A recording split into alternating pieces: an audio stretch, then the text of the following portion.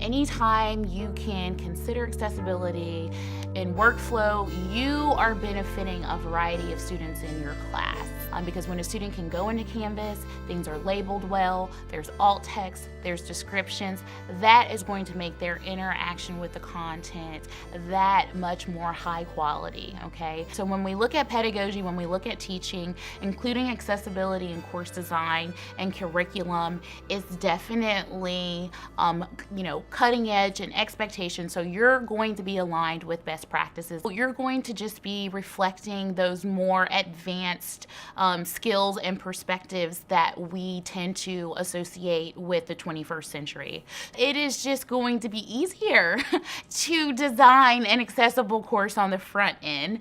When you design a course that is accessible from the beginning, you're not going to go back in and redesign. When you're trying to get that course out on Canvas and get back to campus after enjoying a lovely summer break, the last thing that you want to do is to rush to have to caption videos or maybe pull content that is really essential to the course because it isn't accessible. And so when a course is not accessible, while students may follow through successfully on all intentions to be prepared, that is really a barrier and they cannot be prepared completely if a course is not accessible.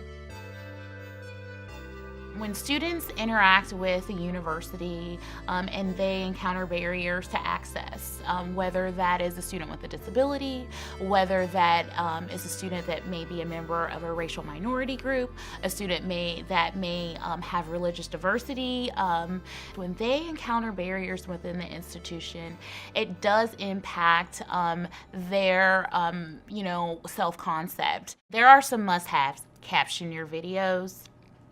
Get those documents out in a digital accessible format.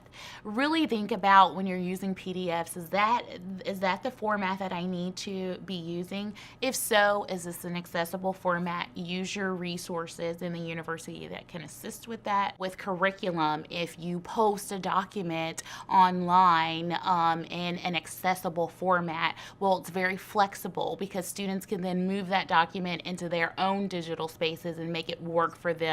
Students will communicate if something is not working for them, and then the Disability Services Office can also help collaborate with other offices, to address sort of case-by-case needs that may come up with individual students.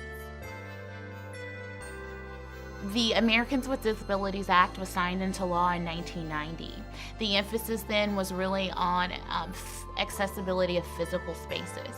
What you're seeing now that we've moved into the 21st century, what you're seeing now within the last decade is an emphasis on technological accessibility. So the first piece of advice I would give is to understand that you're going to acquire knowledge about accessibility over time.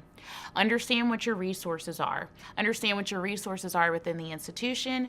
You are not going to be a content expert on accessibility, and that is okay, but as long as you are mindful of it, and I always really emphasize this piece of intention. You really have to set a direct intention to infuse accessibility in your course.